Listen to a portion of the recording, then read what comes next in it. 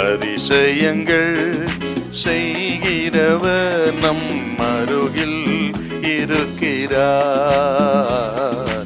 அற்புதங்கள் செய்கிறவர் என்றும் நமக்குள் வசிக்கிறார்.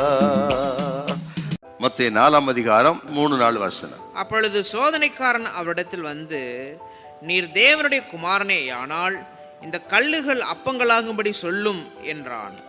அவர் பிரதித்திரமாக, மனுஷன் அப்பத்தினாலே மாத்திரமல்ல, தேவனுடைய வாயிலிருந்து புறப்படுகிற ஒவ்வொரு வார்த்தையினாலும் பிழைப்பான் என்று எழுதியிருக்கிறதே என்று சொல்லி சாத்தானை வெற்றி பெற்றார் இயேசு.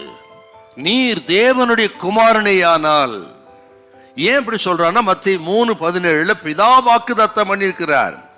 இவர் என் நேசகுமாரன், இவரில் நான் பிரியமாயிருக்கிறேன் என்று இயேசுவை குறித்து பிதாவே சாட்சி கொடுத்திருக்கிறார். கிட்டத்தட்ட இயேசு உலகத்தில் வாழ்ந்த அந்த 30 வருஷ வாழ்க்கையை பிதாவே சாட்சி கொடுக்கிறார். இவர் என் நேசகுமாரன். எப்படி இயேசு வாழ்ந்திருக்கணும் பாரு. மறைவா இருக்கிறது ஆண்டவர் இயேசு வாழ்ந்த அந்த வாழ்க்கை 30 வருஷம். ஆனால் அது அவழுக்கற்ற அற்புதமான வாழ்க்கை என்பதை பிதாவே அறிந்து சாட்சி கொடுக்கிறார். இவர் என் நேசகுமாரன், இவரில் நான் பிரியமாயிருக்கிறேன். ஊழியத்தை தொடங்குவதற்கு முன்னமே சாட்சி பெற்றாருங்க. அப்போ ஊழியக்காரர்கள் ஊழியத்துக்கு வரணும், சாட்சியோட வரணும் அர்த்தம். ஊழியத்தை தொடங்குவதற்கு முன்பு அவருடைய சாட்சி, இவர் என் நேசகுமார். இதை கேட்ட உடனே சாத்தானுக்கு பொறுக்க முடியலைங்க. இவர் நேசகுமார்னு சொன்ன அந்த நேசகுமாரனுக்கு சோதனை எப்படி வைக்கணும்னு தீர்மானம் பண்றான் பார்.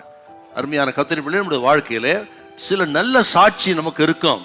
நம்ம குடும்பத்துல உண்மை உள்ளவர்கள், நல்ல உத்தமமானவங்க, உத்தமமான ஒரு கிறிஸ்தவ குடும்பம், உத்தமமான பிள்ளைகள் என்று சில சாட்சி இருக்கும். அந்த சாட்சியை கெடுக்கத்தான் சாத்தான் தீவிரப்படுவான்.